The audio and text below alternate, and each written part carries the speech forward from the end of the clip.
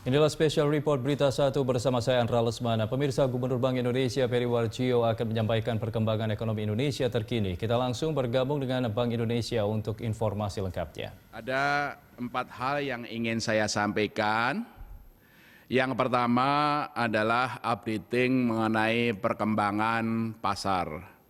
Pasar falas, SBN maupun juga beberapa perkembangan mengenai capital inflows dan juga inflasi. Mengenai nilai tukar, alhamdulillah sejak seminggu terakhir perkembangan nilai tukar rupiah, tekanan-tekanan dari global itu relatif meredah, meskipun memang kami melihat bahwa volatilitas atau ketidakpastian masih tinggi. Meredahnya kepanikan global, terutama sebagaimana telah kami sampaikan pada hari Kamis yang lalu, karena memang setelah disepakatinya stimulus fiskal yang dalam jumlah yang besar di Amerika, 2 triliun lebih, bahkan hari ini kami juga mendapatkan kabar akan ditambah lagi 600 miliar. Demikian juga di Eropa, di Jerman maupun sejumlah negara, dan itu juga memperkuat berbagai kebijakan stabilisasi yang dilakukan oleh berbagai bank sentral, Fed, ECB maupun juga sejumlah negara berkembang lain. Sehingga selama seminggu terakhir alhamdulillah nilai tukar bergerak dalam mekanisme pasar yang baik, supply demand itu bergerak secara baik. Hari ini diperdagangkan di sekitar 16.350. Tapi lebih dari itu, bahwa mekanisme pasar itu berjalan baik. Baik dari sisi pelaku antar bank, jadi bid offer antar bank itu bergerak sangat baik. Demikian juga para eksportir juga mensuplai pasokan di falas, dan juga dari berbagai pelaku. Oleh karena itu, saya terima kasih kepada kawan-kawan pelaku pasar dari perbankan, juga para investor dan juga para eksportir. Tentu saja kami mengharapkan juga para importer ataupun berbagai pihak yang memerlukan dolar barangkali bisa dipenuhi, tidak semuanya dari tunai atau spot, masuklah di dalam forward, itu melalui DNDF, Domestic Non-Delivery Forward. Itu preminya relatif murah dan juga bisa mengcover atau melindungi nilai dari nilai tukar. Kami juga berdiskusi dengan Pak Menteri Negara BUMN, kebutuhan-kebutuhan falas dari BUMN bisa disediakan melalui DNDF. Kami juga mendorong para investor global untuk juga masuk di dalam domestic non-delivery forward. Nah, itu yang mengenai perkembangan nilai tukar. Kemudian berkaitan dengan aliran modal portfolio, dapat kami update, memang outflow seminggu terakhir itu meredah, bahkan juga sekarang sudah mulai ada inflow. Antara lain tadi dari lelang SBN hari ini oleh Menteri Keuangan, saya mendapatkan kabar dimenangkan 22,2 triliun, dari target 15 triliun, karena memang bidnya itu 35,15 triliun. Jadi memang minat dari investor itu untuk membeli SBN itu masih relatif tinggi, sehingga tadi Kementerian Keuangan memenangkan lelangnya lebih tinggi dari yang ditargetkan 15, yang dimenangkan 22,2 triliun dari bid yang masuk 35,15 triliun. Ini menunjukkan bahwa minat untuk ke investasi portfolio ke Indonesia itu memang masih relatif tinggi.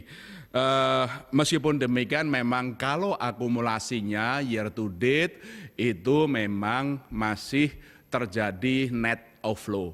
Kalau kita lihat net outflow year to date itu dari portfolio inflow baik portfolio investasi baik saham maupun obligasi, outflow-nya itu totalnya adalah 145,1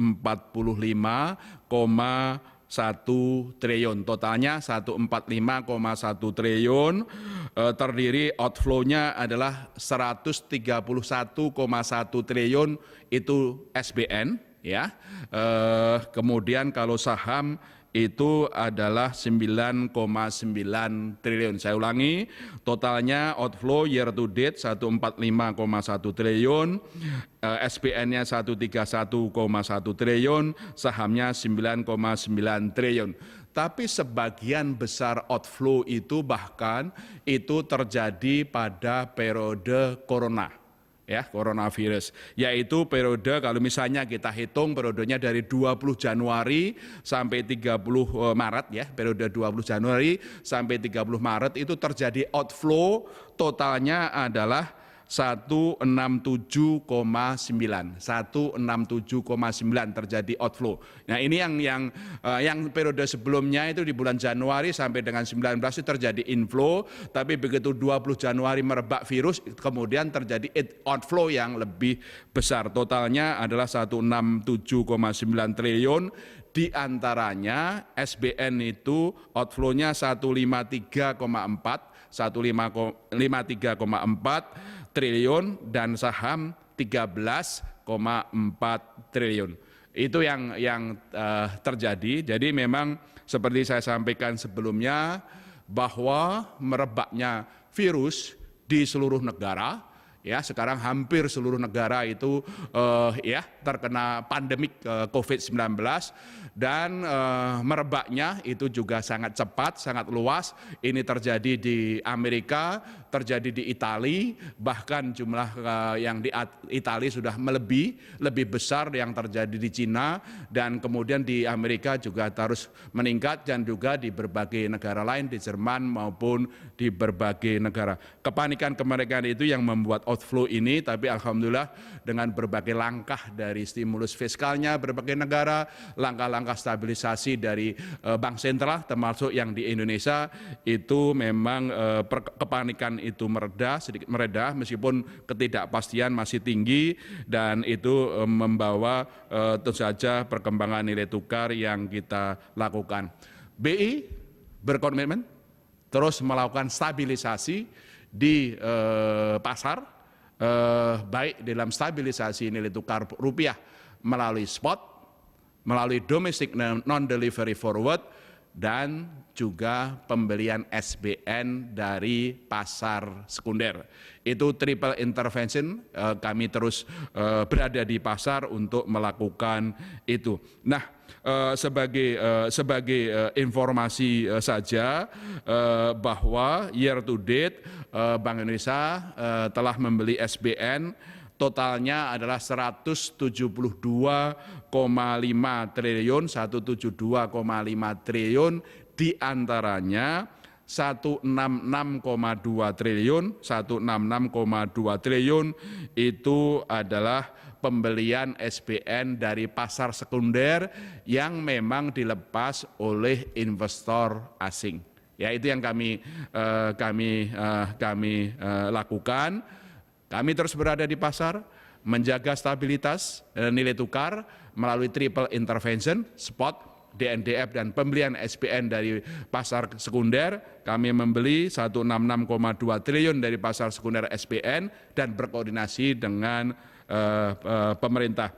Saya kira itu yang mengenai yang berkaitan dengan nilai tukar, capital inflows, maupun juga mengenai lelang SBN. Nah, mengenai inflasi, kami update mengenai data atau perkiraan kami inflasi berdasarkan survei pemantauan harga sampai minggu keempat bulan Maret. Berdasarkan survei pemantauan harga sampai minggu keempat bulan Maret, kami perkirakan bahwa inflasi pada bulan Maret ini adalah sebesar 0,13% month to month. 0,13% month to month. Ini lebih rendah dari bulan sebelumnya. Kalau dihitung secara tahunan, year on year, IHK-nya atau inflasinya adalah 3%. Sejumlah komoditas itu mengalami deflasi, apakah berkaitan dengan cabai merah, cabai rawit maupun juga angkutan udara, tapi ada beberapa yang mendorong inflasi, antara lain mengenai emas perhiasan, bawang merah maupun yang lain-lain. Kami memang mendengar di informasi dari beberapa daerah, kemudian masalah untuk pemenuhan kebutuhan pokok, dan ini juga informasi ini juga sudah disampaikan tidak hanya kepada Pak Menko Perekonomian, tapi juga kepada Presiden, dan instruksi Presiden jaga betul pasokan pangan, pasokan bahan pokok ini, sehingga memang harga-harga itu terjangkau, kebutuhan pokok itu terpenuhi. Saya kira itu yang berkaitan dengan updating beberapa indikator terkini. Yang kedua, kami juga melakukan updating informasi, dan dalam konteks ini saya berterima kasih sekali, kami Bank Indonesia berterima kasih sekali kepada kawan-kawan OJK, kawan-kawan perbankan, asosiasi sistem pembayaran, kemudian pengelola jasa pengedaran uang, bahwa dan juga termasuk pasar modal, bahwa penyesuaian jam operasional itu sejak hari Senin itu berjalan lancar. Sekali lagi kami tegaskan bahwa komitmen kami bersama, bahwa Bank Indonesia bersama OJK, perbankan dan industri berkomitmen penuh untuk menjaga agar kelancaran tugas-tugas Bank Sentral, OJK, perbankan, sistem pembayaran itu berjalan sangat baik untuk memenuhi kebutuhan masyarakat, untuk mendukung kelancaran transaksi ekonomi dan keuangan. Pengurangan atau penyesuaian jam operasional semata-mata sebagai langkah komitmen kami untuk mendukung upaya-upaya pemerintah pusat dan daerah dan kita semua untuk mencegah penyebaran dari COVID-19 ini. Nah, oleh karena itu kami terus juga berkoordinasi antara lain untuk memastikan bahwa tugas-tugas kritikal itu berjalan sangat baik. Kami dan juga perbankan, industri juga untuk tugas-tugas kritikal operasional sudah melakukan split operation di berbagai lokasi. Bahkan kami juga sudah merelokasi seluruh pegawai kami yang melakukan tugas-tugas kritikal itu berada dekat dengan lokasi-lokasi tugas kritikal tadi. Dan kami juga sudah tempatkan di hotel melalui penjemputan dan juga kami jaga betul. Sehingga ini betul-betul pelaksanaan tugas kritikal itu berjalan lancar. Dan kami juga berkoordinasi dan industri juga melakukan hal yang sama. Nah, itu komitmen kami, dan untuk kecukupan uang beredar kami pastikan itu cukup. Kami sudah tidak hanya melakukan front loading, tapi juga menambah penyediaan di uang di ATM. Tapi sekali lagi kami menghimbau gunakan lebih banyak penyelesaian transaksi mengenai elektronik, mengenai sistem pembayaran, mengenai melalui internet banking, dan juga melalui mobil banking. Nah, saya terima kasih kepada industri, asosiasi sistem pembayaran, dan juga yang pelaku jasa sistem pembayaran yang sudah kemudian memperpanjang untuk menggratiskan merchant discount rate untuk transaksi mikro dari Mei menjadi sampai dengan September. Kami juga sudah memastikan ini akan terus dilakukan. Ini wujud kami di samping juga mempercepat, mempermudah transaksi pembayaran termasuk elektronifikasi bantuan-bantuan sosial pemerintah, baik cash, non-cash, kartu tenaga kerja maupun juga berbagai program-program sosial. Kami terus bahu-membahu agar betul-betul yang dilakukan untuk jaring pengaman sosial itu bisa dilakukan secara baik. Dan tentu saja kami juga berkoordinasi tidak hanya dengan pemerintah, tidak hanya dengan Satgas, tapi juga dengan Kapolri, aparat penegak hukum, bagaimana memang pencegahan COVID-19 ini tetap terus berlangsung dan juga bagaimana pelaksanaan tugas-tugas Bank Sentral, OJK, perbankan, sistem pembayaran berlaku. Kami juga sudah mengeluarkan surat tugas dari Bank Indonesia untuk bagaimana kami bisa melakukan hal-hal agar kami terus bisa tidak hanya menyalurkan bantuan sosial tapi juga bisa mampu membayar para gaji karyawan, membayar gaji para pegawai, para dokter, para petugas medik yang itu komitmen kami dari Bank Indonesia, OJK, perbankan dan asosiasi. Ini yang terus kami lakukan, itu yang kedua yang kami ingin sampaikan. Yang ketiga, kami juga terus berkomunikasi dengan rekan-rekan kami, tidak hanya Bank Sentral tapi juga para investor global. Kami terus melakukan updating, briefing terhadap perkembangan ekonomi Indonesia, bagaimana Bank Indonesia juga melakukan langkah-langkah pencegahan COVID ini, bagaimana kami melakukan stabilisasi di pasar, di makroekonomi, sistem keuangan, bagaimana kami juga berkoordinasi erat dengan pemerintah, baik Menko Perekonomian, Kementerian Keuangan, kemudian OJK, LPS, di dalam KSSK, terus kami lakukan secara baik. Secara umum seperti tadi, investor berpandangan positif terhadap Indonesia, kepanikan yang terjadi itu memang kepanikan global dan itu terus berkomitmen untuk melakukan investasi di Indonesia. Tadi malam saya juga melakukan video conference dengan gubernur-gubernur Bank Sentral ASEAN 5. Dengan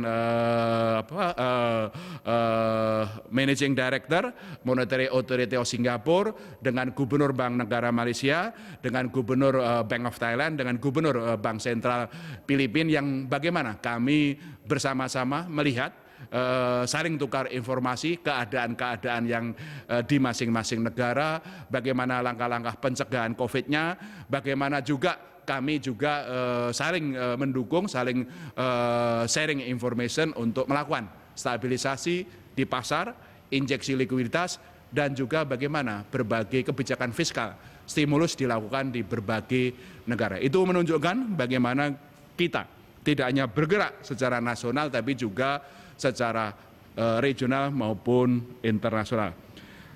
Yang keempat, kami juga terus memperkuat koordinasi dengan pemerintah, khususnya dengan Bu Menteri Keuangan dalam rangka koordinasi fiskal moneter maupun di dalam rangka dengan Bu Menteri Keuangan, Pak Ketua OJK dan LPS dalam rangka Komite Stabilitas Sistem Keuangan. Koordinasi sangat intens, sangat erat, sangat cepat untuk bagaimana kita bersama tidak hanya menjaga stabilitas sistem keuangan dan makroekonomi, tapi juga mendukung upaya-upaya pemerintah, baik dalam penanganan kesehatan maupun juga stimulus-stimulus fiskal yang telah dan akan diberikan. Tentu saja masukan sudah kami sampaikan dan tentu saja dalam waktu dekat pemerintah akan menyampaikan bagaimana berbagai stimulus-stimulus fiskal itu akan dilakukan dalam jumlah yang lebih besar. Saya kira 4 hal ini yang kami ingin sampaikan. Sekali lagi, saya terus mengajak, tidak bosan-bosannya mengajak kepada semua pihak, masyarakat, mari kita bersama-sama memperkuat, kita terus memperkuat upaya-upaya bersama untuk pencegahan penyebaran COVID ini. Makanya dengarkan dan ikuti bagaimana pemerintah melakukan langkah-langkah ini, termasuk juga kebijakan mengenai mudik, kemudian bagaimana di pemerintah pusat, pemerintah daerah itu juga melakukan upaya-upaya pencegahan. Semakin baik kita melakukan pencegahan pandemi COVID ini, tentu saja dampak terhadap masyarakat, kesehatan, kemanusiaan, terhadap ekonomi, kegiatan transaksi ekonomi, maupun terhadap sektor keuangan, pasar uang itu bisa lebih diminimalkan. Mari kita terus bersinergi, bersatu, berikhtiar semaksimal mungkin untuk melakukan langkah-langkah ini dan terus berdoa kepada Allah Tuhan Yang Maha Kuasa agar betul-betul kita diberikan kekuatan, keselamatan, dan juga bagaimana kita bersama melakukan langkah-langkah terhadap pandemi COVID-19. Saya kira itu 4 hal yang ingin saya sampaikan. Nah, sekarang kalau ada sejumlah pertanyaan, silakan. Ini ada beberapa pertanyaan. Yang pertama adalah dari Hidayat Setiaji, CNBC Indonesia.